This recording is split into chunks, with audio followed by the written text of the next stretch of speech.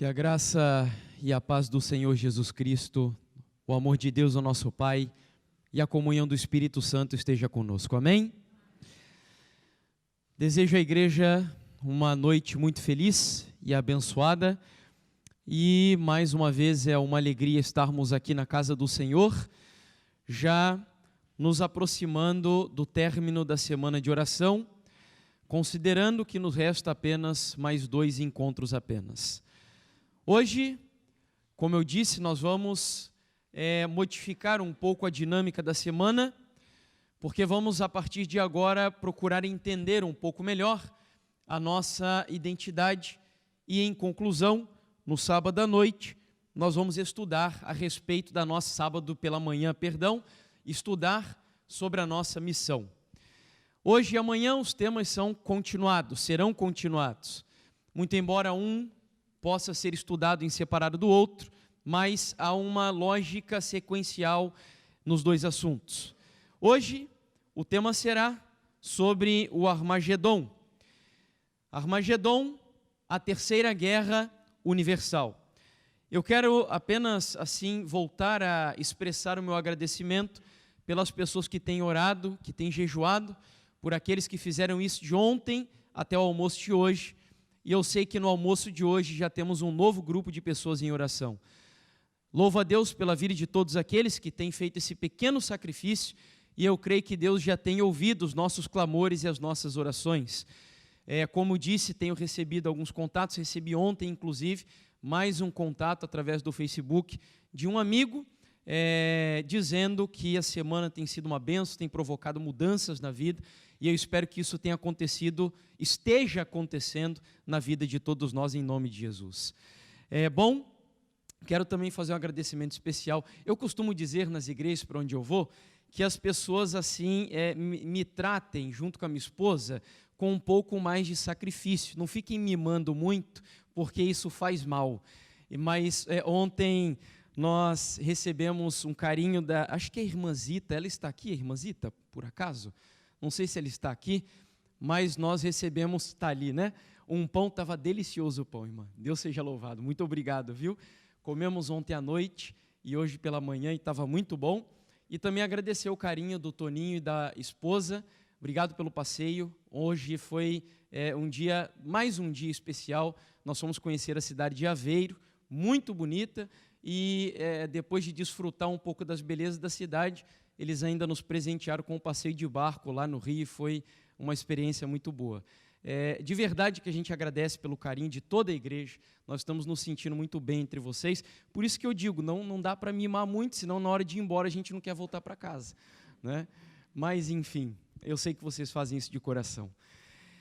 Bom, sem mais delongas então, nós vamos dar início ao nosso tema de hoje, que se chama Armagedon, a terceira guerra universal. Convido a igreja a ficar de pé mais uma vez, para nós falarmos com o Senhor. Incline a sua fronte, feche seus olhos e vamos orar. Querido Pai e bondoso Deus, nós agradecemos pela oportunidade de estarmos aqui mais uma noite. Muitos de nós, depois de um dia cansativo, de trabalhos, enfim, Senhor, nós agradecemos pela disposição que o Teu Espírito nos dá e mesmo pelo incômodo que o Senhor coloca no nosso coração, entendendo que a melhor decisão que poderíamos fazer nessa noite é estarmos aqui na Tua casa, não para prestigiar o irmão Jefferson, porque o irmão Jefferson é um pecador, é um miserável e carece das mesmas verdades e da mesma graça do Senhor Jesus que todos nós carecemos, mas viemos aqui com um objetivo especial de sermos alimentados pelo único capaz de saciar a fome da nossa alma, que é o nosso Senhor e Salvador Jesus Cristo. E por isso eu não me atrevo a dar início ao estudo da Tua Palavra, sem antes, mais uma vez, submeter a minha vida nas mãos do Mestre dos Mestres, do Senhor dos Senhores, do Rei dos Reis e do pastor dessa igreja, que é o nosso Senhor e Salvador Jesus. Eu me coloco nas mãos dEle, pedindo que Ele me use para a Tua honra e Tua glória, para a edificação espiritual do corpo de Cristo, e por isso eu entrego mais uma vez a tua igreja em tuas mãos, Senhor, lembrando também que ao passar pelos meus lábios a tua palavra, de alguma forma ela é contaminada, porque a minha natureza é contaminada, a minha natureza é impura, e eu quero pedir que todas essas impurezas e contaminações, que ao passarem por mim e ao chegarem aos ouvidos e ao coração da igreja, que o ministério do Espírito Santo, que é a terceira pessoa da Trindade, purifique todas estas palavras, para que elas cheguem na vida de cada um dos teus filhos, de forma plena, poderosa e perfeita para transformar as vidas de cada um de nós. Essa é a minha e a nossa oração. Enche mais uma vez essa igreja de anjos e de poder, em nome de Jesus. Amém, Senhor.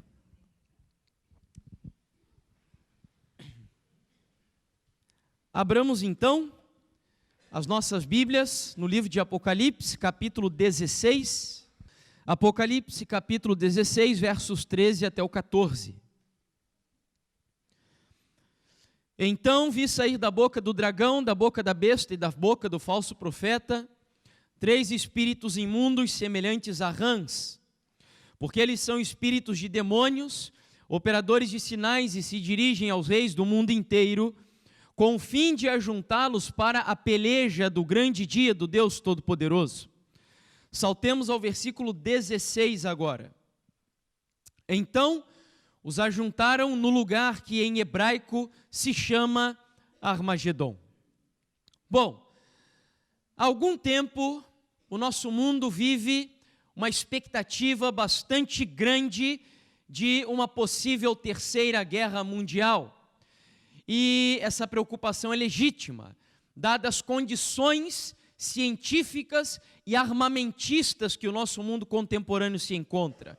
Há uma frase atribuída, inclusive, a Albert Einstein, onde ele teria dito que, no caso de uma terceira guerra mundial, ele não sabe dizer exatamente como seria a disputa, mas em uma quarta guerra mundial, possivelmente as lutas seriam travadas com pedaços de paus e pedras, porque depois de uma terceira não sobraria absolutamente nada.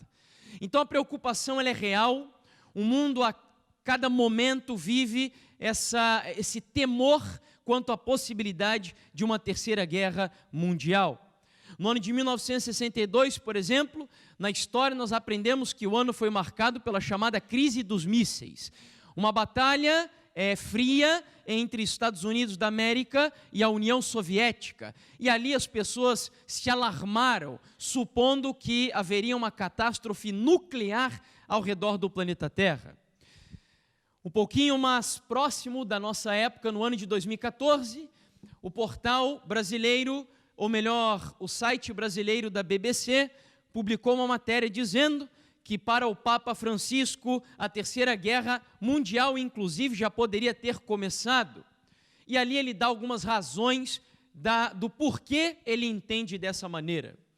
No ano de 2016, por sua vez, em outro portal de notícias lá do país, para a televisão russa, terceira guerra mundial já começou. E ainda mais recentemente, no ano passado, eu não sei quantos recordam, o mundo viveu um alarme novamente, porque o presidente norte-americano, Donald Trump, começou a trocar carinhos com o ditador norte-coreano, Kim Jong-un. E ali, novamente, o mundo voltou a preocupar-se quanto à possibilidade de uma guerra, porque, afinal de contas, é óbvio que se os Estados Unidos atacam a Coreia do Norte, ali não sobra absolutamente nada. Mas por trás da Coreia do Norte você tem uma Rússia e uma China, o que provocaria uma guerra catastrófica. Ou seja, como eu disse, é legítima a preocupação das pessoas quanto à possibilidade de uma guerra nuclear. Mas não é sobre ela que eu quero falar com vocês nessa noite. Porque, curiosamente, a Bíblia não se preocupa com guerras mundiais. Você não encontra nenhuma profecia bíblica específica, por exemplo, sobre a primeira, segunda ou uma possível terceira guerra mundial. Você encontra profecias gerais dizendo nações contra nações e reinos contra reinos, mas não há nada específico sobre guerras mundiais. Porque, de fato, a preocupação de Deus é sobre uma guerra muito superior a estas guerras que podem, no máximo, privar você da sua vida física e de algumas comodidades seculares.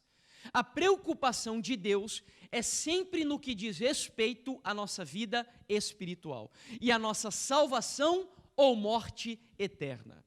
E é por isso que eu digo que, coincidentemente ou não, a Bíblia me apresenta o fato de que nós estamos também no que eu considero ser a terceira e última guerra, não mundial, mas universal. Volto a repetir, eu não sei se isso é coincidência ou não, mas é um fato que, biblicamente falando, nós nos encontramos na terceira e última etapa do grande conflito entre o bem e o mal, que não envolve apenas o nosso planeta caído, mas envolve todo o universo criado, e é por isso que eu chamo de terceira guerra universal. Essa guerra, nós sabemos, começou no céu há muito tempo atrás, onde uma criatura perfeita, sublime, santa, imaculada, misteriosamente se rebela contra o governo de Deus. Existem hoje duas correntes da teologia que discutem se essa batalha no céu foi uma batalha na esfera intelectual ou uma batalha física. Particularmente, eu creio que a batalha foi física realmente, foi literal, e não apenas uma discussão de ideias. Então a Bíblia diz que o céu ficou polarizado, o diabo e os seus anjos lutaram contra Miguel e os seus anjos, e ali estava deflagrada o que eu chamo de primeira guerra universal. Graças a Deus, nós sabemos que o resultado dessa batalha foi a primeira vitória do nosso Senhor e Salvador Jesus Cristo. Porém, a guerra não parou ali. O diabo foi expulso do céu, e agora a guerra continuou. Houve apenas uma troca no campo de batalha e de alguns personagens que estavam envolvidos nesse conflito. Agora a batalha aconteceria aqui no mundo, a partir do Jardim do Éden. Adão e Eva foram os primeiros seres humanos a entrarem nesse conflito, foram derrotados. 4.000 anos os seres humanos tentam vencer o diabo e não conseguem. Até que finalmente o Miguel, mais uma vez, vem agora ao nosso mundo para lutar por si mesmo contra Satanás, e ali estava deflagrada a Segunda Guerra Universal. Quando Jesus se aproximava do clímax dessa batalha, ele chega a dizer: agora chegou a hora de ser expulso o príncipe do quê? Deste mundo. Ou seja, mais uma vez uma expulsão seria necessária, só que agora não do céu, mas do planeta Terra. E louvado seja Deus, porque essa foi a segunda derrota do diabo através do Senhor Jesus Cristo.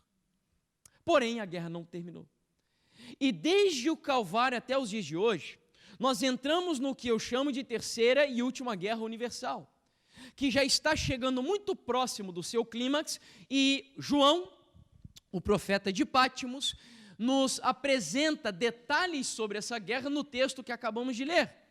E fica muito claro que é uma guerra quando nós vemos aqui o texto dizendo que é uma peleja que acontece no grande dia do Deus Todo-Poderoso. E ele ainda acrescenta uma informação dizendo que essa guerra ela acontece no lugar que em hebraico se chama Armagedon. Para nós resumirmos os conceitos principais que estão presentes no texto, em primeiro lugar, quando a Bíblia fala sobre o Armagedon, nós precisamos entender que a Bíblia está falando de uma guerra, de uma batalha. É impossível para um cristão entender o mundo e entender os problemas que sucedem no planeta Terra se nós não lemos o mundo sobre as lentes do grande conflito entre o bem e o mal. Muitos seres humanos, com a mente influenciada hoje pelo avanço científico, estão ignorando o mundo espiritual. Pessoas que têm problemas conjugais, pessoas que têm problemas das mais diversas áreas possíveis e até inimagináveis, às vezes deixam de entender que os problemas da sua vida são fruto de uma guerra entre o bem e o mal, entre Cristo e Satanás. E o Armagedon deixa muito claro que nós vivemos no meio de uma guerra. O segundo conceito que precisamos extrair dali é que essa não é uma guerra física. Ela é uma guerra primariamente de caráter o quê? Espiritual.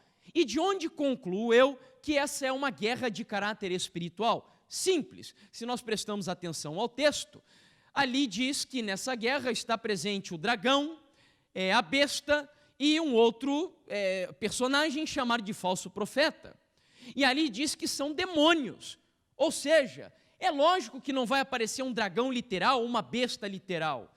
Portanto, se os personagens dessa guerra são simbólicos, concluo eu que essa é uma guerra espiritual. Portanto, Armagedon fala de uma guerra. Em segundo lugar, é uma guerra de caráter espiritual. Em terceiro lugar, quando essa guerra é apresentada na Bíblia, ela tem uma relação profunda com o dia do juízo. Tanto o juízo investigativo como o juízo final. De onde concluo eu essa teoria daqui? Porque o texto diz que essa guerra acontece no grande dia do Deus Todo-Poderoso.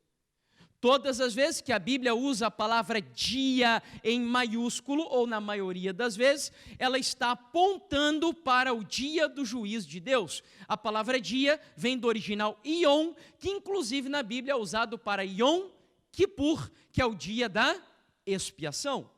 Portanto, quando a Bíblia fala de Armagedon, fala sobre uma guerra de caráter espiritual e que aponta para o dia do julgamento de Deus, onde todos os seres humanos tomarão as últimas decisões da sua vida.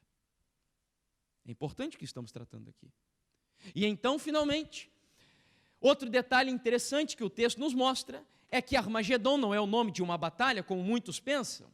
A maioria das pessoas pensa que Armagedon é um título de uma guerra que Deus deu, não sei por que razão, mas as pessoas acham que é isso. Armagedon é o nome de uma batalha. Não. Tampouco Armagedon tem a ver com asteroides, meteoritos ou coisas dessa natureza, como Hollywood tenta empurrar pela sua indústria cinematográfica. Eu não sei quantos lembram, há alguns anos foi aí publicado um filme chamado Armagedon, justamente estrelado, eu acho que era Nicolas Cage, eu não lembro o nome agora, ou se foi Bruce Willis, não lembro, sempre confundo os dois, mas enfim, isso não interessa quem foi, o que interessa é que a história mostrava que esse ator estaria salvando o planeta Terra, que estava na rota de colisão de um asteroide. A pergunta é, o Armagedon bíblico tem alguma coisa a ver com asteroide? Não. O único objetivo de Hollywood com isso é simplesmente confundir a cabeça dos seres humanos naquilo que filósofos chamam de desconstrucionismo, ou seja, o que foi construído pelos cristãos ao longo de tantos anos, nós precisamos desconstruir com ideias que não têm nada a ver com a Bíblia. Por exemplo, não sei quantos perderam o tempo assistindo o filme de Noé e de Moisés, que saiu há poucos anos atrás, e o filme de Bíblia só tem o título, porque o restante não tem nada a ver com a Bíblia. Então, Armagedon, pelo que nós vemos na palavra, é o nome do quê? É o nome de uma guerra? Não, é o nome de um lugar. Em conclusão, sabemos então pelo texto que Armagedon é uma guerra de caráter espiritual. Além disso, é uma guerra que aponta para o dia do juízo investigativo e do juízo final de Deus. E, finalmente, também nos leva para um lugar. A pergunta é, então, irmão Jefferson, esse lugar é literal? Não, porque se a batalha é espiritual, se os personagens da batalha são simbólicos, é óbvio que esse lugar é um símbolo também, mas nós precisamos saber que lugar é esse para entendermos o caráter dessa guerra. Bom, o interessante é que se nós estudamos esse texto, ou o Armagedon, baseado nos estudos bíblicos adventistas que aprendemos a dar, ou seja, quando nós damos um estudo, nós chegamos às pessoas e dizemos assim, bom, o método de estudar a Bíblia da maneira correta é assim, um pouco aqui e um pouco ali. O problema é que se você fizer isso com Armagedon, você não vai chegar em lugar nenhum. Porque a palavra Armagedon só aparece uma única vez na Bíblia, que é no livro do Apocalipse. Se eu uso uma concordância bíblica para entender então o que é o Armagedon, eu não vou entender nada, porque não aparece em nenhum outro lugar na Bíblia a palavra Armagedon. Ah, mas então eu devo ir para um mapa, e eu devo buscar que lugar é esse chamado Armagedon. E aí sabe o que vai acontecer? Você não vai encontrar nenhum lugar no mundo com esse nome, porque não existe nenhum lugar no mundo chamado Armagedon. Então, como saber que lugar é esse? Para eu entender o que Deus quer dizer com o juízo final, com uma guerra espiritual e uma batalha nos nossos dias envolvendo o bem e o mal. O texto nos dá um indicativo muito importante. João escreveu o Apocalipse, vamos ver quem lembra aqui, em que idioma? Qual foi o idioma que João usou para escrever o Apocalipse? O grego, ok? O Espírito Santo foi tão específico no texto, que é como se ele dissesse assim, olha, povo de espinho, se vocês querem entender o Armagedon, não adianta buscar o sentido dessa palavra no grego, que é o idioma que João escreveu no Novo Testamento. E aí ele diz assim, então os ajuntaram no lugar que em que idioma se chama Armagedon? Hebraico, ou seja, a intenção do Espírito Santo é despertar o estudioso da Bíblia para o seguinte, para entender o Armagedon, você precisa buscar o sentido dessa palavra no hebraico. A pergunta é, o que significa Armagedon em hebraico? Armagedon é uma palavra composta por duas palavras. A primeira, raiz, har, que ali foi transliterado como ar. Har, em hebraico, significa literalmente monte. E Magedon significa, e aí sim é o nome de um lugar que existe em Israel, Megido. Magedon é só a transliteração de Megido. Então, Armagedon significa literalmente Monte de Megido. E aí, se eu vou a um mapa de Israel, e mesmo ao Antigo Testamento, eu descubro que Megido foi um lugar onde foram travadas as guerras mais importantes da história do povo de Deus no Antigo Testamento. Por exemplo, a batalha de Gideão e dos 300 aconteceu em Megido. Mas, irmão Jefferson, então Megido era um monte? Não, Megido era um vale. E por essa razão os exércitos se reuniam ali para travarem batalhas. Então os inimigos se juntavam de um lado, o povo de Deus se juntava do outro, e como a planície era muito vasta, eles lutavam ali, disputas territoriais, religiosas e etc. Mas então você está confundindo a minha cabeça, porque você disse que Armagedon é um monte de Megido, e você está dizendo que Megido é um vale? Sim, mas calma lá. Se nós vamos a um mapa de Israel, nós vamos encontrar que aqui está o vale de Megido. Houveram outras guerras ali, mas a gente não tem tempo de falar sobre todas elas. Aqui está o vale. E indo mais ao norte do mapa, se aproximando do mar Mediterrâneo aqui do lado esquerdo, um único monte de expressão, de importância que está ali no vale de Megido. Que monte é? Quem enxerga ali? Que monte é? O Monte Carmelo. Ah, então já entendi. É isso mesmo que você está pensando. Quando a Bíblia diz assim, olha, então se ajuntaram no lugar que em hebraico se chama Armagedon, o objetivo do Senhor é assim, povo de espinho, se vocês querem entender a última batalha entre o bem e o mal, vocês precisam estudar o que aconteceu no Monte Carmelo, porque o que aconteceu ali é uma miniatura, é uma guerra micro da guerra macrocósmica aqui entre o bem e o mal nos últimos dias. E o que nós vamos fazer? Nós temos que estudar o que aconteceu no Monte Carmelo. Eu não tenho tempo hoje aqui para a gente se aprofundar em todos os detalhes do monte, desafio você depois a estudar isso com calma, com bastante critério, mas eu quero separar apenas 2 detalhes que nos interessam para essa semana sobre o Monte Carmelo, e que tem tudo a ver com a batalha entre o bem e o mal em nossos dias. E a primeira pergunta que você deve fazer, é assim que a gente estuda a Bíblia, tá? Quando você pega um texto bíblico, você deve fazer perguntas para o texto, inclusive isso é metodologia científica. Você deve problematizar o texto. Então, se o Espírito Santo diz, estude o Monte Carmelo, pelo menos para mim, o que mais me interessa saber ali no monte é o seguinte, por que razão essa guerra aconteceu naquele lugar? Qual foi o motivo dessa batalha? Então, vamos lá, o texto de 1 Reis, capítulo 18, versos 17 ao 18, nos responderá a questão. Diz assim o texto, e depois o 21. Vendo, Acabe olha para Elias e diz assim, És tu, ó perturbador de Israel? Respondeu Elias: eu não tenho perturbado a Israel, mas tu e a casa de teu pai, porque deixastes o quê, queridos? Eu quero ouvir isso mais forte, porque deixastes o quê?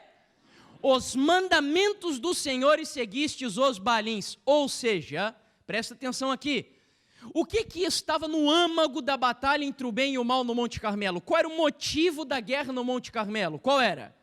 Os mandamentos de Deus. A lei de Deus estava no próprio centro da guerra. Elias de um lado defendendo a lei, amando a lei, ensinando a obediência à lei, a santidade da lei, e um outro povo de outro lado dizendo assim, não é bem assim, a lei foi abolida, ou ela pode ser obedecida, mas mais ou menos você vai pecando, e quando Jesus voltar, ele melhora a sua vida, e as pessoas vão levando a coisa meio de qualquer jeito. E ali estava então a guerra deflagrada no monte. Não bastasse isso, o versículo 21 para mim é sensacional, porque ele mostra que no Monte Carmelo havia um relativismo ali incipiente. Olha o que diz o texto. Então, Elias se chegou a todo o povo e disse, até quando cocheareis entre quantos pensamentos? 2 pensamentos. Se o Senhor é Deus, segui-o, se é Baal, segui-o, porém o povo nada respondeu. Ou seja, não existe nada melhor do que um bom laodiceano, confortavelmente deitado, e hoje, quando eu vinha para cá, tive a oportunidade, lá no Brasil isso não é muito comum, mas de me banhar em uma banheira na casa do irmão Toninho, e coloquei ali uma água morninha, quentinha, tão agradável, não é? E é mais ou menos o que os adoradores de Deus e de Baal sentiam aqui. É tão agradável esse comportamento relativista, adotando princípios do mundo, e ao mesmo tempo obedecendo algumas coisas de Deus, que quando Elias diz, saiam de cima do muro, tomem uma decisão, escolham o diabo ou escolham a Deus. O que o povo fez? Nada. Portanto, nós temos ali, se eu pudesse resumir, em uma única palavra, o problema do grande conflito entre o bem e o mal no Monte Carmelo. Que palavra você escolheria? Uma única palavra. Eu não ouvi ainda. Mornidão, não é a que eu quero ainda. Alguém? Adoração. O grande problema do conflito no Monte Carmelo era um problema na área da adoração. Adoração. Lembra que eu disse ontem que muitos cristãos hoje pensam que o grande conflito entre o bem e o mal acontece entre uma polarização de crentes e ateus, onde algumas pessoas acreditam em Deus e um outro grupo de pessoas não acreditam em Deus. Posso ser bem sincero com vocês? O ateísmo é só uma diversão e um passatempo de Satanás para ludibriar ou enganar um bando de intelectuais que se acham inteligentíssimos para acreditar na existência de Deus. Sabe por que eu digo isso? Porque nem mesmo o diabo não acredita que Deus existe. A Bíblia diz no livro de Tiago, crês tu que Deus é um só? Fazes bem, porque até os demônios creem e fazem o quê? Estremecem na presença desse Deus. Portanto, o ateísmo é só uma diversão de Satanás. Não é a raiz do problema do grande conflito entre o bem e o mal. O que está na raiz do problema no grande conflito é um conflito entre 2 grupos de adoradores. Um grupo de verdadeiros adoradores e um outro grupo de falsos adoradores. Esse é o problema do conflito. E aí, entendendo que o Carmelo é uma miniatura do conflito nos últimos dias, é óbvio que, lembrando de tudo o que estudamos ao longo da semana, por que o diabo quer colocar o relativismo na sua vida, o pluralismo na sua vida, o ecumenismo na sua vida, ou os métodos litúrgicos e ortodoxos que comentamos ontem aqui à noite? Qual é o grande objetivo de Satanás? É converter você em um falso adorador. Quem entendeu, diga amém. Esse é o objetivo dele. E aí o nosso problema é que nós pensamos que adorar a Deus é um evento onde nós marcamos um dia e uma hora para irmos a um local específico de adoração como a igreja. Isso também faz parte da adoração, mas isso não é o suprassumo da adoração. A adoração, repito uma frase que eu tenho dito muitas vezes aqui essa semana, é um estilo de vida. Quer ver um exemplo? Vamos lá. Os 3 amigos de Daniel na Babilônia. Nabucodonosor manda levantar uma estátua na província de Dura. Ordena a todas as pessoas que ali estavam a adorar aquela estátua. Vamos supor que os cristãos esquizofrênicos dos dias de hoje, os pós-modernos, estivessem ali naquele lugar e fossem os 3 amigos de Daniel. Possivelmente, esses cristãos fariam assim: Senhor, o Senhor sabe que eu lhe adoro dentro do meu coração. Portanto, aceita a minha adoração, mesmo no meio desse problema, só para que eu não seja aqui radical e intolerante no meio dessas pessoas. Mas o Senhor sabe o que vai aqui dentro, Senhor. Não seria assim? Muito provavelmente. Mas sabe por que isso não é adoração? Porque adoração tem a ver com estilo de vida. E uma vez que o problema ali na província de Dura era: se ajoelha e ore, então os amigos de Daniel precisavam mostrar com a sua vida que eles não adoravam ao diabo. Portanto, se o desafio era ficar de joelho, eles ficaram de pé. Se fosse o contrário, se o desafio fosse ficar de pé, eles ficariam de joelho, porque o objetivo era mostrar na vida deles que eles adoravam a um Deus diferente e verdadeiro. Ok? Bom, portanto, o grande problema é na área da adoração, e o mundo cristão estará e já está polarizado nessa área. Nós já estamos nas iminências do clímax do grande conflito entre o bem e o mal, ou do Armagedon nos últimos dias. O segundo ponto que eu quero trazer aqui para vocês é o seguinte: bom, já sabemos qual foi o motivo da batalha. O que me interessa saber agora, então, é como resolver o problema. O que Deus propôs ali no Monte Carmelo. E aí, no mesmo livro de Reis, capítulo 18, nós encontramos que ele deu uma missão para o profeta Elias. E então ele vai dizer o seguinte aqui: Elias disse a todo o povo: chegai-vos a mim. E todo o povo se chegou a ele. Elias então fez o quê, queridos? Me ajudem, fez o quê? Restaurou o que ele restaurou? O altar do Senhor, que estava como? Restaurar o altar é como se Elias estivesse restaurando a verdadeira o quê? A adoração. Então, a missão de Elias no Monte Carmelo, no meio daquele bando de falsos adoradores, e não era pouca gente, tinha muita gente ali no monte, o objetivo desse homem de Deus, imagine só, o diabo poderia ter colocado na cabeça dele: mas cara, você é a minoria, a maioria está ali, eles estão cultuando e tal, por que você não se junta com eles? Elias não estava preocupado com o que a maioria estava fazendo, a preocupação de Elias era fazer a vontade de Deus. E então Elias está ali no monte, ele faz uma proposta agora: olha só, vamos fazer o seguinte, nós vamos levantar um altar, eu levanto um altar, vocês levantam o altar de vocês, cada um vai colocar um novilho em cima do altar, e o Deus que responder com fogo do céu é o Deus verdadeiro. 9 horas da manhã, os falsos profetas de Baal ficaram fazendo ali um culto, mas desse bem do jeito que a maioria dos cristãos hoje gostam. Gritando, pulando, caindo, rodando. Quando já não bastava mais, eles começaram a se autoflagelar e nada acontecia. Ellen White diz que Elias estava atento, porque ele sabia que um pequeno descuido eles poderiam fazer alguma coisa ali para enganar o povo, e ele estava extremamente atento. Quando então, às 3 horas da tarde, com um gesto, ele ordena que aquele culto falso seja interrompido. Elias então ordena que os homens que estavam... Esse homem estava cheio do Espírito de Deus, porque não tinha outra forma, era um homem dando ordens ainda para os outros, e aí ele diz assim: olha, 3 cântaros de água, enche de água, traga-os para mim.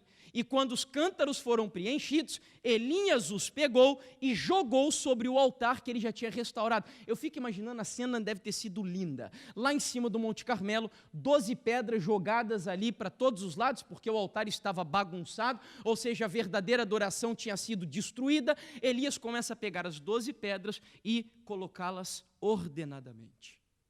E então ele joga os 3 cântaros de água, coloca o novilho sobre o altar e diz assim: Senhor, mostra para esse povo quem é o verdadeiro Deus que reina sobre Israel. Nesse momento, imediatamente fogo desce do céu, lambe a água, lambe o altar, consome o sacrifício, e todos os falsos adoradores que estavam ali começam a dizer: só o Senhor é Deus, só o Senhor é Deus. Portanto, O grande conflito micro do Monte Carmelo, ele pode ser resumido num problema adoração e numa solução que é restaurar a verdadeira adoração. É óbvio que nos últimos dias o grande conflito entre o bem e o mal será também um conflito na área da adoração, onde Deus levantará um povo para restaurar no mundo a verdadeira o quê? Adoração. É óbvio, porque já disse que o Monte Carmelo é um tipo do antítipo que nós vivemos nos últimos dias. Bom, a pergunta é a seguinte. O livro do Apocalipse fala, por exemplo, de Jezabel. Vocês lembram? Ela está nomeada no Apocalipse. Jezabel, não é? Ela aparece ali por nome. Nós sabemos que mulher em profecia é símbolo do quê? Igreja. Portanto, no Apocalipse nós temos Jezabel, que é símbolo de uma igreja que introduz no mundo a falsa adoração, a igreja romana e o protestantismo apostatado, que são responsáveis por esses estilos de adoração que Deus abomina. A minha pergunta é, quem foi no Monte Carmelo que Deus usou para restaurar a verdadeira adoração? Como ele se chama? Elias. Eu pergunto o seguinte, onde está Elias no Apocalipse? Mas como assim, Jefferson? Que história é essa? Onde está Elias? Quem disse que Elias precisa aparecer de novo? Olha lá. Preste atenção, eu quero que você, aqui agora, muito atento, primeiro no texto de cima, Apocalipse 16, versículo 14. Embora a Bíblia, no Apocalipse, não fale de Elias, o Senhor nos deixou, ali o texto está sublinhado, um conectivo, o que eu chamo de uma peça do quebra-cabeça desse estudo que estamos fazendo, para conectar o texto do Apocalipse com outra citação da Bíblia. Então, o conectivo, presta atenção aqui, é essa expressão. A batalha do Armagedon acontece no grande dia do Deus Todo-Poderoso. Quando nós vamos agora ao último livro do Antigo Testamento, no último capítulo, último versículo, porque foi a última profecia que Deus fez no Antigo Testamento, a Bíblia diz o seguinte: eis que eu vos enviarei o profeta o quê? Elias, antes que venha o grande e terrível dia de quem? Entenderam? Vocês entenderam a relação do texto do Apocalipse com o texto de Malaquias? O que Deus está dizendo aqui? Olha, presta atenção, porque eu vou enviar o profeta Elias antes do Armagedon, porque o grande e terrível dia do Senhor é o mesmo grande dia do Deus Todo-Poderoso, que por sua vez tem a ver com o Armagedon. Deus está prometendo, portanto, enviar um Elias para fazer, digamos, oposição a Jezabel nos últimos dias. Conclusão que eu chego, se Jezabel é uma igreja falsa, Elias precisa ser uma igreja verdadeira. Eu acho que alguns já estão imaginando, né? Alguma coisinha aí. Quem seria o terceiro Elias? Como assim terceiro Elias? Porque a Bíblia tem 3 Elias. Ela tem o Elias do Antigo Testamento, que é o Elias tisbita, o mais conhecido. Tem o Elias do Novo Testamento. Quem é o Elias do Novo Testamento? João Batista. Só que alguns pensam que João Batista cumpriu essa profecia aqui. Não. Porque a primeira vinda de Jesus não foi o grande e terrível dia do Senhor. A primeira vinda dele foi para instituir o reino da graça. Agora, a segunda vinda, sim, será o grande e terrível dia do Senhor. E é nessa vinda que Deus promete enviar o profeta Elias. Agora, quer ver algo interessante? Então, nós temos o Elias do Antigo Testamento, o Elias do Novo Testamento e o Elias profético ou escatológico. E a relação entre os 3 é muito interessante. Porque, por exemplo, o Elias do Antigo Testamento tinha uma maneira diferente de se vestir? Sim ou não? Tinha, né? E o Elias do Novo Testamento também tinha uma vestimenta diferente do restante da sociedade? Sim ou não? Pergunto, será que o Elias dos últimos dias também terá um comportamento do vestuário distinto do restante da sociedade? Sim ou não? É claro que sim. Outro detalhe, o Elias do Novo Testamento não tinha uma alimentação diferente do restante da sociedade? Sim ou não? Tinha. E o do Antigo Testamento também se alimentava diferente? Aí alguns chegam para mim e dizem assim, mas irmão, o Elias do Antigo Testamento comia carne. E de fato comeu. Na primeira vez que ele foi para o ribeiro de Querite, quando ele foi alimentado pelos corvos, a Bíblia diz que os corvos levaram para ele pão e carne. Porém, olha só a sacada, a história que está contida ali, a simbologia. Elias estava no início do seu ministério quando ele vai para o ribeiro de Querite. Quando ele está agora no final do ministério, indo para se esconder no Monte Horebe, a Bíblia diz que de novo ele é alimentado por anjos, mas agora os anjos dão para ele só o quê? Pão e água, não carne. Ou seja, o Elias do Antigo Testamento mostra, inclusive, o desenvolvimento na reforma de saúde que os últimos Elias precisam ter para preparar o mundo para a vinda de Jesus. Não é maravilhoso? Ou seja, nós começamos comendo algumas coisas, mas no meio da trajetória, para preparar o mundo para o movimento final profético, nós vamos mudando a nossa dieta alimentar. Poderia citar aqui até a habitação. Os lugares onde João Batista vivia e Elias vivia eram um pouco peculiares, diferentes dos outros. E eu citaria aqui uma infinidade de coisas. Enfim. Inclusive, essa eu não posso deixar de fora, porque essa é muito interessante. Tanto Elias do Antigo Testamento, do Novo Testamento, como Elias profético, enfrentaram 3 grupos de inimigos. Querem ver? Vocês vão me ajudar.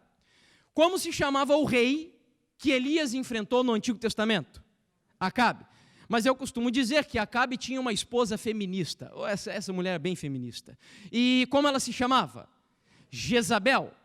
Então, Acabe e Jezabel, mas Jezabel usava um outro grupo de pessoas, através dos quais ela enganava o povo de Deus na adoração. Quem eram? Os falsos o quê?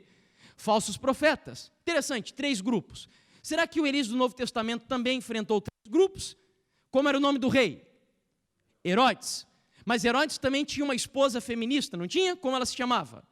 Herodias. Mas Herodias também usou uma outra pessoa para pedir a cabeça de João Batista. Quem era? A sua filha chamada Salomé. Mas o que isso tem a ver com o Elias dos últimos dias?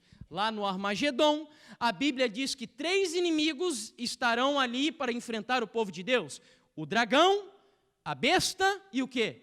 O falso profeta. E na tipologia, Acabe representa o dragão, a besta é representada por Jezabel e os falsos profetas pelo falso profeta do Apocalipse. É perfeita a tipologia. Perfeita. E é por isso que amanhã nós vamos entender o que tem a ver a pergunta que Deus faz para Elias, no nosso contexto. Que fazes aqui, Elias?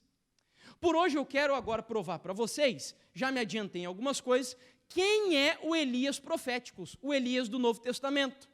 E aí então, nós vamos recorrer, por exemplo, o próprio Senhor Jesus falou sobre a vinda desse terceiro Elias. Quando Jesus desceu do Monte das Oliveiras com os discípulos perguntaram a ele o seguinte: olha, Senhor, por que dizem, pois, os escribas ser necessário que Elias venha primeiro? E aí a resposta de Jesus é fantástica, é cheia de significado. Ele dá uma resposta assim muito profunda, dizendo o seguinte: então Jesus respondeu, de fato, Elias o quê? Virá e fará o quê? Restaurará quantas coisas? Amém? Olha que fantástico, tem tudo a ver com o Carmelo. Ele não só aponta a vinda de Elias para o futuro, ele não estava falando só de João Batista, porque se ele estivesse falando de João Batista, a palavra seria, de fato, Elias veio e restaurou, ou no mínimo, como dizem vocês, lá no Brasil a gente fala, está restaurando. Aqui em Portugal vocês dizem, está a restaurar todas as coisas. Mas não, o verbo está no futuro, dizendo que um Elias ainda viria e restauraria todas as coisas que dizem respeito à verdadeira adoração. Mas então, irmão Jefferson, como descobrir na Bíblia quando foi o surgimento do terceiro Elias? E agora nós vamos entrar no universo de um Deus fantástico. Quando a gente estuda profecias, as pessoas assim, às vezes ficam muito assustadas, porque é muito difícil. Não, é só termos calma, oração, porque o passo a passo da Bíblia está todo dado. É um pouquinho mais difícil, mas Deus não tem o objetivo de deixar você confuso. Deus tem o objetivo, tanto que o início do livro do Apocalipse é bem claro, dizendo revelação de Jesus Cristo, que Deus lhe deu para mostrar aos seus servos as coisas que em breve devem o quê? Acontecer. Ou seja, Deus quer revelar o futuro para a sua igreja. Então, ele nos deu alguns sinais astronômicos. Em um texto muito conhecido de nós, adventistas, no livro de Joel, capítulo 2, verso 28 e 31. E eu quero que você se lembre daquela pecinha do quebra-cabeça lá do Apocalipse, e que também apareceu em Malaquias. Aí a Bíblia diz assim, olha só, os sinais estão aqui, ó. Não, perdão, primeiro ele vai profetizar. E acontecerá depois que derramarei o meu espírito sobre toda a carne. Vossos filhos e vossas filhas profetizarão. Nós estamos em busca de um profeta Elias. Vossos velhos sonharão e vossos jovens terão visões. A pergunta é quando? Verso 31. O sol se converterá em trevas. Primeiro sinal astronômico. E a lua em sangue. Segundo sinal. Agora vem a peça do quebra-cabeça. Antes que venha o grande e terrível dia do quê? Então é como se a Bíblia estivesse dizendo assim, olha, quando eu estiver para enviar o profeta Elias, o grande dia do Senhor, lá em Malaquias, quando o Armagedon estiver próximo de acontecer, eu enviarei sinais no céu, o sol se converterá em trevas e a lua em sangue. Então, quando esses sinais aparecerem, é um sinal que eu estou enviando para o mundo de que Elias está próximo de surgir e, finalmente, o grande dia do juízo está chegando. Jesus, ainda em Mateus 24, vai acrescentar mais um sinal. Aqui ele vai falar de várias coisas, das tribulações, dos dias abreviados e etc. Mas o que nos interessa está aqui, verso 29. E ele vai dar mais um sinal astronômico. Logo depois, ou logo em seguida, a tribulação daqueles dias, o sol escurecerá, Joel falou do sol. A lua não dará a sua claridade, Joel falou da lua. Mas Jesus acrescenta um terceiro sinal, dizendo: as estrelas cairão do firmamento e os poderes dos céus serão abalados. E então aparecerá no céu o sinal do Filho do Homem. Vamos fechar tudo isso daqui dentro de um gráfico para facilitar o nosso entendimento e então concluirmos se Elias, afinal de contas, já veio, está presente ou ainda virá? Vamos lá então. Bom, a grande tribulação que o Senhor Jesus menciona em Mateus 24 é aquela que conhecemos muito bem. Vai do ano 538 a 1798, que é o período de 1260 anos de perseguição papal, supremacia papal. Mas Jesus diz que a tribulação seria o quê? Abreviada. Quando isso aconteceu, Ellen White mesmo, no livro Grande Conflito, sugere o ano de 1776 como um marco para a abreviação da grande tribulação. O que aconteceu nesse ano que foi tão importante? Por sinal, foi lá na América. Os Estados Unidos da América declararam a sua independência. Então, nesse ano, o mundo agora é europeu, os protestantes que aqui viviam, sabem que do outro lado do mundo há um país que se estabelece ou se edifica sob princípios assim absurdamente novos para um mundo medieval.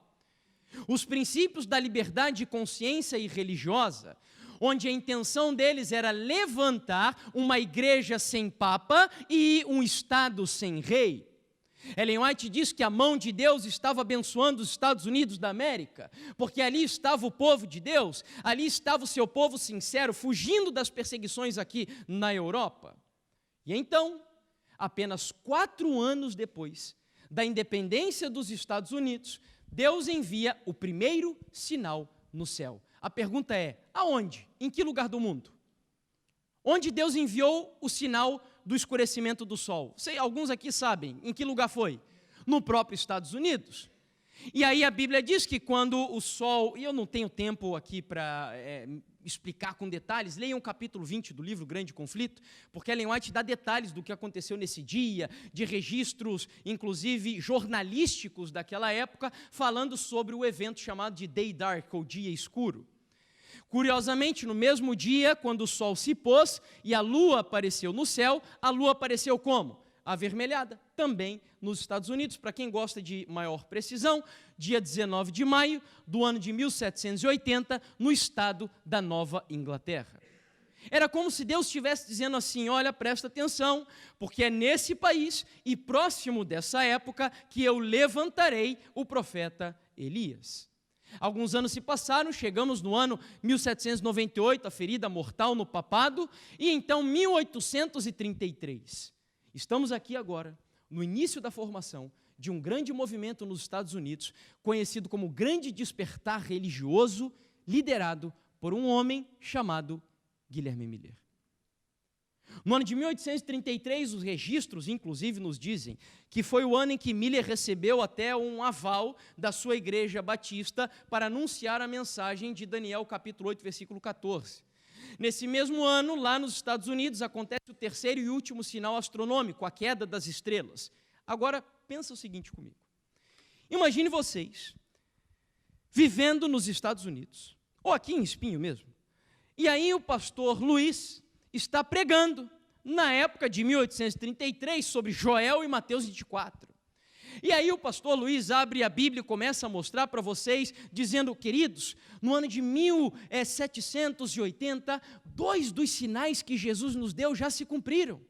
O sol escureceu e ele conta detalhes sobre esse dia, a lua se tornou em sangue e agora, no ano de 1833, os nossos olhos estão contemplando o terceiro e último sinal dado por Jesus Cristo. Sabe o que isso significa, queridos? Segundo a Bíblia, em Mateus 24, Jesus diz que depois das estrelas caírem dos céus, ele voltaria nas nuvens dos céus em poder e grande glória. Portanto, se preparem, porque Jesus Cristo está voltando. Já parou para pensar?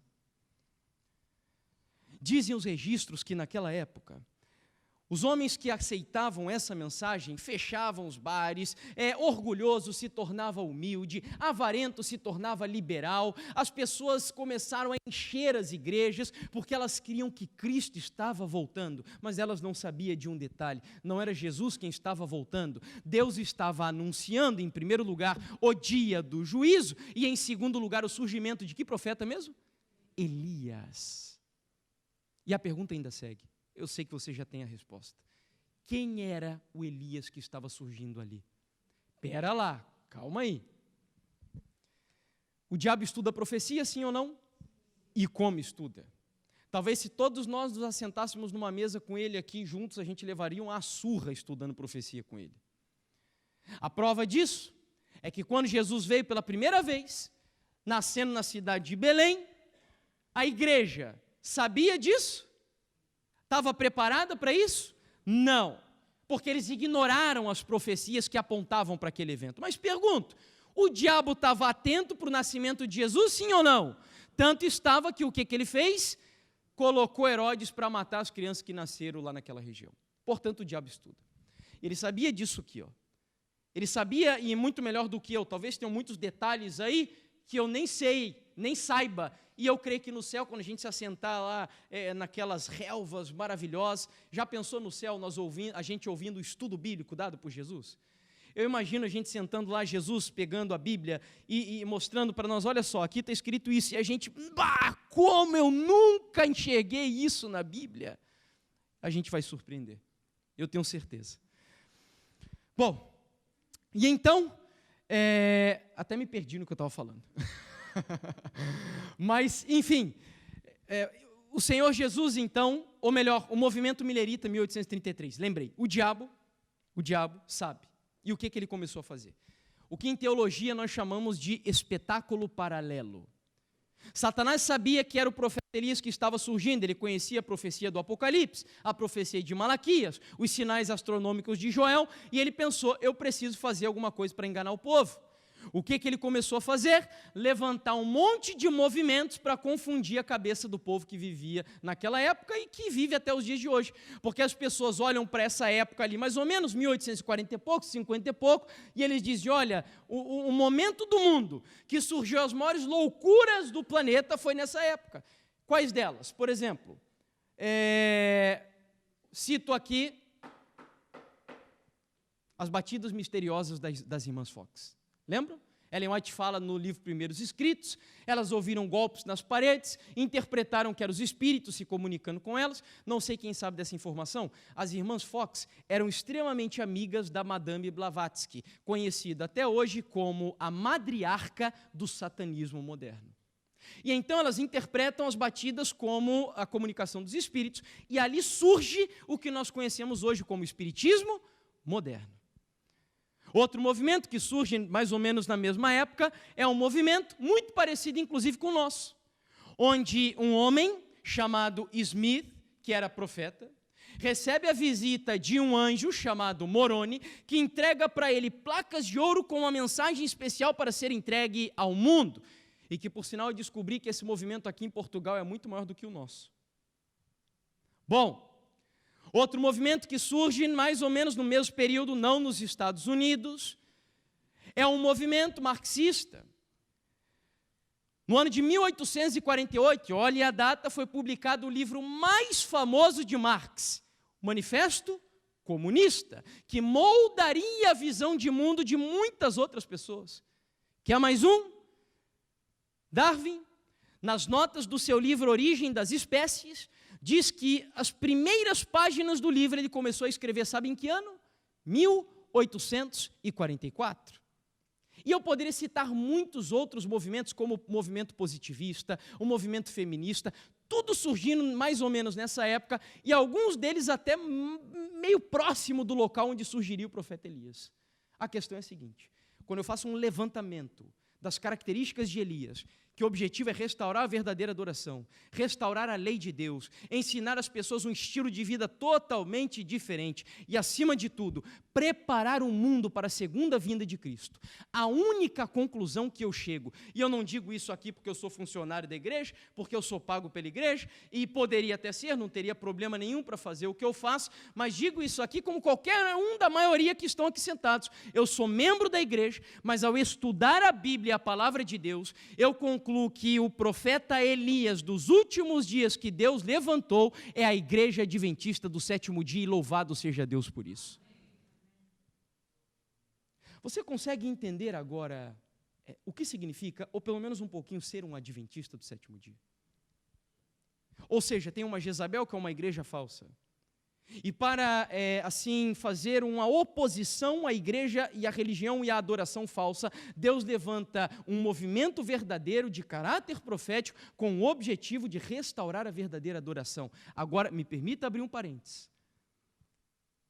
Os adventistas do sétimo dia são os únicos que salvam? É a única igreja que salva as pessoas? Não. Quando Elias foi para o Monte Carmelo, desceu de lá e fugiu para o Monte Horebe, ele olhou para Deus dizendo assim: Senhor, eu sou o único, eu sou o cara, não tem mais ninguém aqui. O que Deus disse para ele? Elias, baixa a sua bola, porque você não é o único, tem mais quantos? 7.000 que não dobraram os joelhos a Baal. Portanto, a igreja adventista não é a única que salva. Porém, a igreja adventista é sim, e me permitam dizer, se há alguma visita aqui, nós precisamos ser sinceros com vocês, ela é sim a única igreja que tem uma identidade e uma missão diferente de todas as outras igrejas que estão aí fora. Não fosse isso, não teria nem razão de existir igreja adventista do sétimo dia. Porque nós fomos levantados com o propósito, e no sábado nós vamos concluir a semana entendendo qual é a missão que Deus deu para nós adventistas. Hoje a gente está entendendo a identidade. Qual é a nossa identidade? Profeta Elias. É motivo da gente sair daqui batendo no peito, cheio de orgulho, dizendo: nossa, que coisa fenomenal, eu sou Elias, e não tem para ninguém. É isso? Não. Você deve sair pelas portas dessa igreja aqui hoje com o coração contrito, entendendo que Deus levantou você para uma missão solene e sagrada, nessa época onde pessoas estão sendo enganadas por explosões de heresias para todos os lados, falsos profetas, falsos cristos, falsas igrejas que estão seduzindo as pessoas com um falso evangelho. E Deus levantou você nessa época para apresentar para elas um caminho de esperança e de verdade para que elas possam herdar o reino dos céus. Foi para isso. Diferentemente do que muitos pensam, e o movimento adventista viveu essa experiência durante muito tempo, uma experiência de orgulho, assim, uma coisa de superioridade tremenda. Eu vou falar sobre isso no sábado. Se há uma característica marcante em Elias, e eu digo isso agora para quem aqui dentro tem aquele hábito de criticar a igreja, de falar mal dos pastores, dos líderes, de todo mundo, que não tem nada bom e tal, e etc. e tal, olhe para Elias. Se nós somos Elias, quando Elias desceu do Monte Carmelo, Acabe ainda não tinha nem se convertido, mas a Bíblia diz que Elias era um homem tão humilde, um homem tão quebrantado na presença de Deus, que a palavra do Senhor diz que esse cara fez o quê? Você se lembra? Ele saiu correndo na frente do carro de um rei ímpio, mas que ele reconhecia ainda como homem de Deus, porque Deus foi quem colocou ele. E se ele tivesse que sair, Deus tiraria ele, não seria Elias. Elias cumpriu a missão dele, saiu e ele ainda continuava servindo a sua igreja e o seu povo, correndo na frente do carro, debaixo de chuva, para guiar o carro do rei até o destino final. Sabe o que a Bíblia me mostra com isso? Ame a sua igreja. Ame os seus pastores, lutem por eles e por ela, porque o dono disso tudo aqui é o nosso Senhor Jesus Cristo. Portanto, tenha muito cuidado. Ellen White é bem claro dizendo que quem condena a igreja, que diz que a igreja é Babilônia, isso e aquilo, está fazendo a obra do diabo, e não a obra de Deus. Tem problemas na igreja? Tem. Não doutrinários.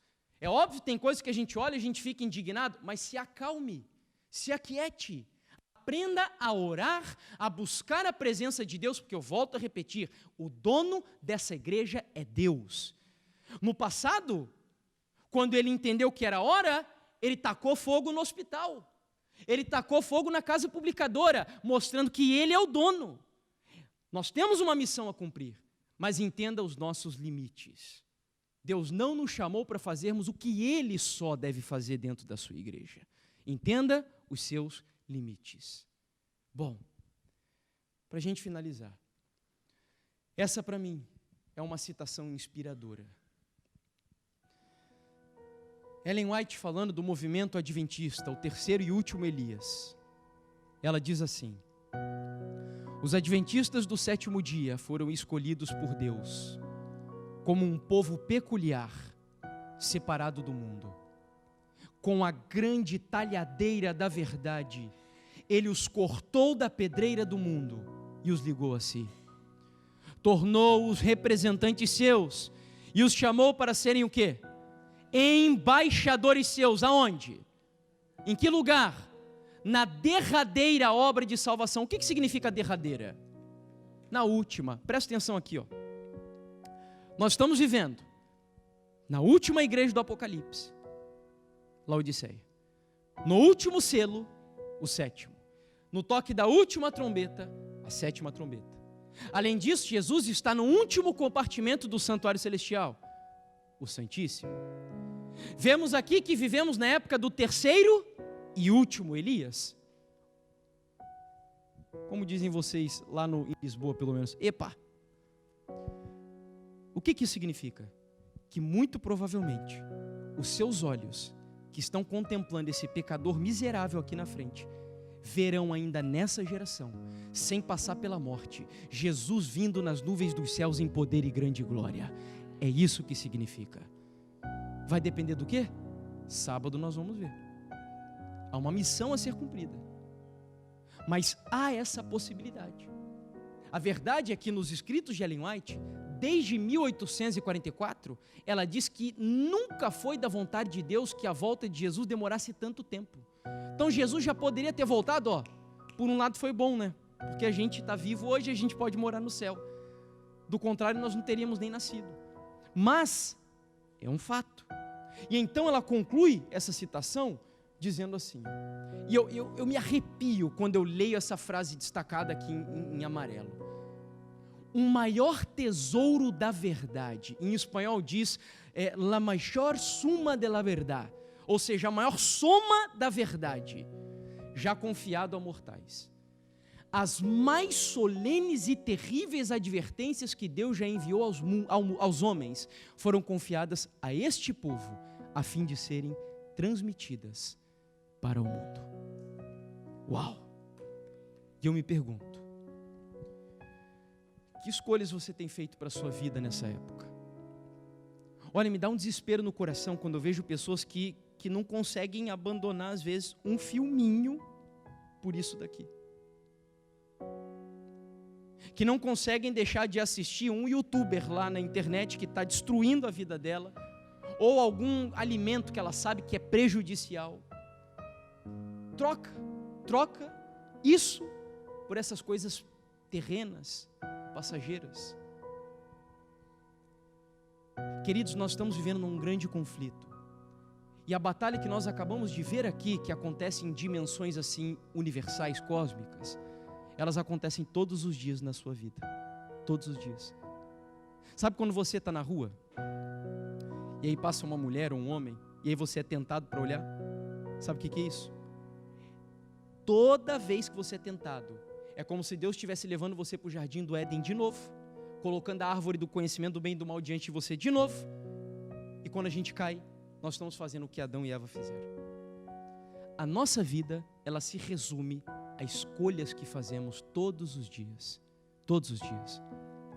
Eu vi certa vez uma citação de Ellen White que eu achei fenomenal, e essa é daquelas que vale a pena anotar e nunca esqueci, onde ela diz assim: Deus dá as oportunidades e o êxito depende do uso que nós fazemos delas. Sabe o que é essa semana de oração aqui? Ela não vai mudar a vida de ninguém. Quem muda a nossa vida são as escolhas que nós fazemos. Eu sei que eu faço semana de oração e no máximo isso daqui é dar assim um empurrãozinho em você. Essa semana ela vai valer nada para alguns e vai valer muito para outros. Sabe o que vai determinar? O que você vai fazer com a sua vida ao sair pelas portas dessa igreja aqui, quando você chegar na sua sociedade, na sua casa. Escolhas. Escolhas. Cristo ou Satanás? Sabe, eu termino com essa história muito conhecida. A serva do Senhor, ela viu um movimento adventista certa vez, representado por um grupo de pessoas que chegavam num caminho estreito, cheio de coisas. Carruagens, cavalos, bolsas, sapatos, roupas pesadas, e ali começaram a trajetória. E então, à medida que eles caminhavam, o trajeto se tornava estreito. Tão estreito que pouco a pouco eles iam se desfazendo das coisas, primeiro das carruagens, depois dos cavalos, mais à frente, para termos ideia, das bolsas, e então adiante, o caminho se tornou tão escorregadiço, que eles tiveram que tirar até os sapatos dos pés. E ao tirarem os sapatos, a fim de terem maior aderência com o solo, ela diz que começaram a fazer calos, sentirem dores, e o sangue começou a escorrer. Nesse momento, algumas pessoas pensaram em desistir, e alguns até desistiram. Voltaram atrás, outros começaram a despencar pelo precipício, quando então, um outro grupo olha para as paredes e vê sangues manchados na parede, e ele chega à seguinte conclusão: olha, algumas pessoas já passaram por esse caminho, e eu vejo que o sangue vai até o fim. Se eles conseguiram chegar, nós também podemos chegar. E aí eles andaram um pouco mais e o caminho se estreitou de tal forma que eles já não conseguiam nem mais ter equilíbrio. Tinham que se encostar na parede, andar assim grudados, quando então eles olham para o céu e cordas começam a ser atiradas. Tinha um problema, eles olhavam para o alto e não viam onde as cordas estavam amarradas. Mas eles pegavam assim e via que estava firme. O que Deus queria deles? Fé, confiança em Deus. E eles pegaram aquelas cordas e eles seguiram, se equilibrando nas cordas no caminho, até que chegaram lá em um ponto onde tinha um precipício. E ali a fé era muito maior, porque eles tinham que agarrar agora na corda e saltar. Ellen White diz que ela viu o marido dela pegando impulso, correndo, se abraçando na corda, passando para o outro lado, quando então ele olha lá ao fundo, uma cidade toda de ouro, um arco-íris da promessa, a árvore da vida, e ali então ela vê que outros atravessam essa jornada e diz assim, que valeu a pena. Cada sacrifício que fazemos aqui valerá a pena. Valerá a pena, queridos. E esse dia está chegando. O dia de vermos a cena mais gloriosa para mim, que é o encontro de Adão e Jesus Cristo. Não sei quantos já leram esse encontro no livro Grande Conflito, mas é emocionante. Emocionante. E não dá para desperdiçar esse momento, queridos. Não dá. Eu termino com isso, prometo. Ellen White diz que quando a gente chegar lá, ela vê Adão, e o Senhor Jesus então está ali presente na cena, e Adão ele fica tão emocionado ao ver Jesus Cristo, que ele se atira aos pés de Jesus, aos prantos. Quando então Jesus pega a coroa e coloca sobre a cabeça de Adão. Enquanto isso está acontecendo, sabe o que? Todos os salvos estão ao redor contemplando a cena. E aí ele coloca a coroa na cabeça de Adão, e Adão se sente tão indigno de receber aquela coroa, que ele atira da cabeça e joga aos pés de Jesus, dizendo: Senhor, eu não mereço, é por causa do Senhor que eu estou aqui. E então, a cena segue, Jesus estende as mãos para Adão, ele o levanta, ele pega Adão e leva Adão, sabe para onde? Para o jardim do Éden. E Adão começa a ver as plantas que ele semeou, as flores que ele cultivou há mais ou menos 6.000, 7.000 anos atrás. E ele começa a reconhecer o seu lar, os caramanchés, como diz Ellen White, a casa que ele tinha montado para ele viver com Eva, e ele vê tudo. E aí Jesus pega ele e leva Adão para frente da árvore da vida.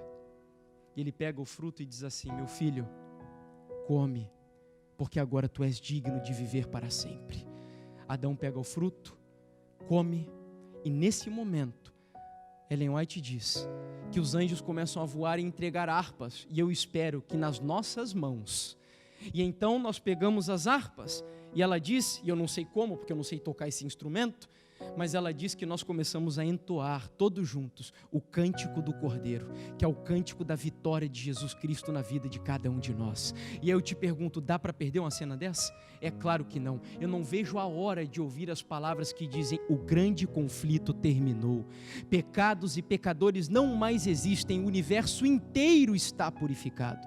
Daquele que tudo criou emanam vida, luz e alegria, desde o minúsculo átomo até o maior dos mundos.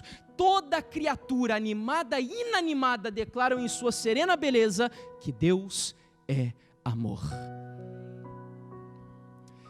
Eu quero convidar você agora para nós cantarmos um hino juntos. E ao final eu tenho um convite para fazer para alguns. Esse hino canta justamente sobre esse momento da nossa vida, esse momento glorioso, esse encontro fenomenal, que eu espero que todos estejamos lá. É o hino 142, Bela Manhã. Pode vir aqui à frente, irmão. Vamos ficar de pé. Hino 142, Bela Manhã.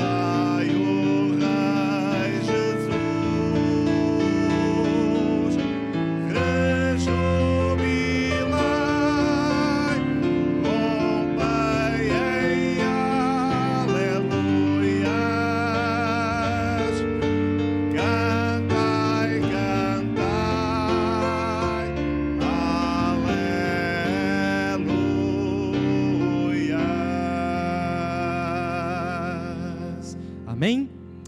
Amém.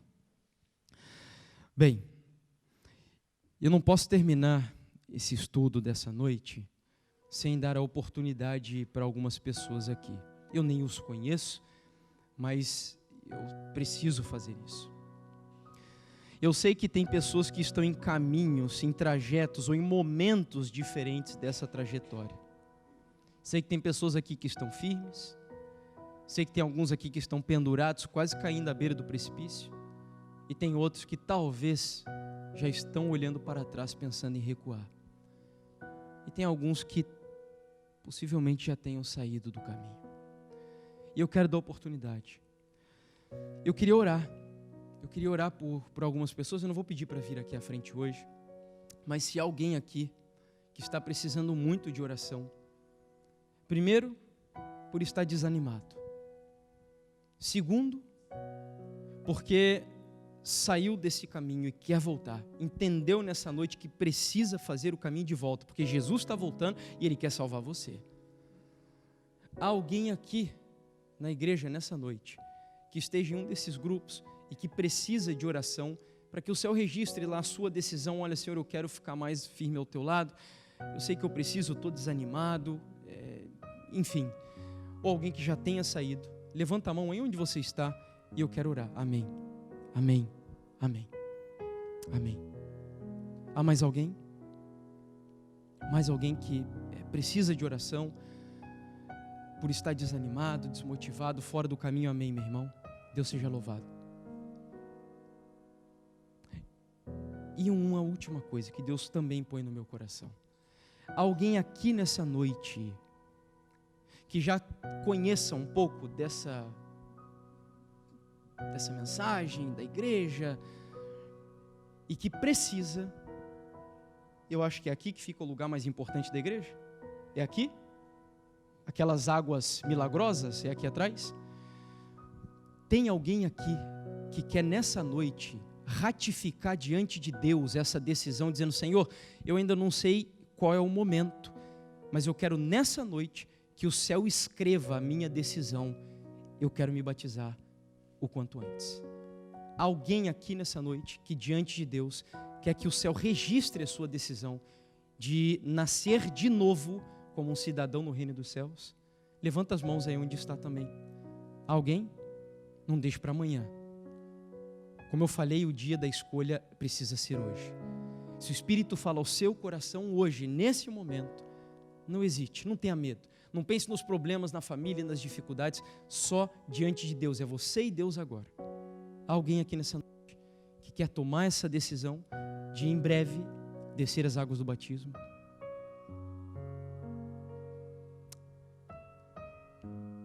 Bom, eu espero que não tenhamos ninguém aqui que nunca tenha passado por essa experiência, porque é impossível um cristão ser salvo se não através do batismo. Impossível. Venha nos outros dias. Venha nos outros dias. Eu sei que tem alguém aqui, porque Deus me diz que há alguém que precisa dar esse passo. E até sábado, ore em favor disso. Nós que estamos no pacto do jejum, ore por essas pessoas. Porque essa semana precisa ser uma semana de decisões importantes na nossa vida. E para os demais, você é quem vai fazer alguma decisão nessa noite. Eu não vou propor nada. Meu único convite é que você venha amanhã. Mas feche seus olhos e durante 30 segundos fale algo com Deus. Algo que o Espírito Santo colocar no seu coração. Feche seus olhos. Em seguida eu termino com a oração final.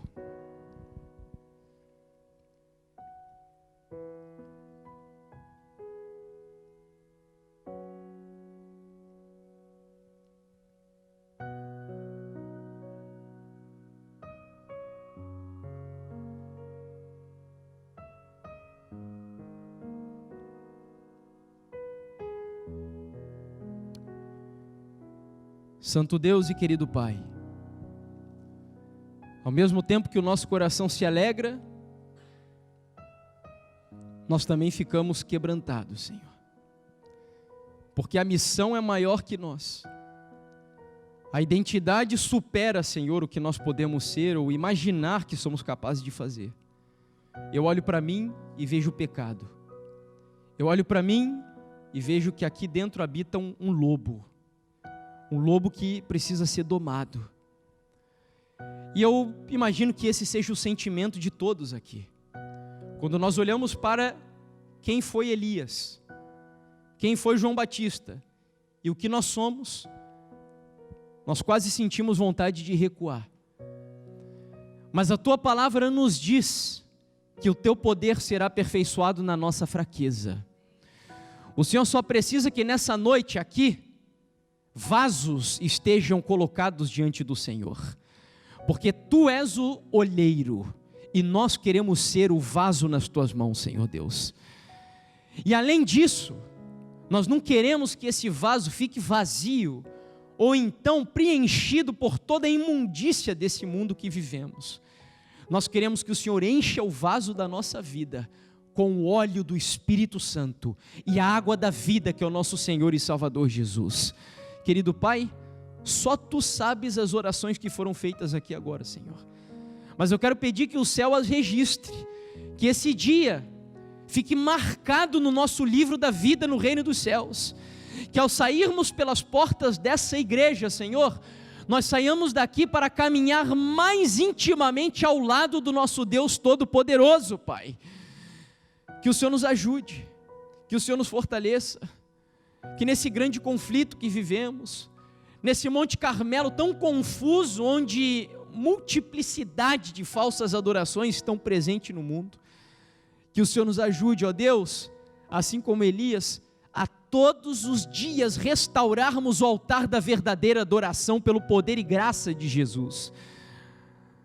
Bondoso Pai, e por fim, eu quero pedir por aqueles que levantaram as mãos, talvez estejam desanimados, talvez estejam aflitos, alguns deles possivelmente tenham até já se afastado dos Teus caminhos, Pai, mas eu quero pedir uma coisa ao Senhor, que nessa noite eles se sintam abraçados pelo Senhor Jesus, que eles se sintam vivendo uma nova oportunidade e um novo convite que chega para eles, e que os golpes de Jesus no coração deles sejam atendidos, que eles abram, escancarem a porta da vida, para que Jesus seja o soberano na vida deles novamente, Pai.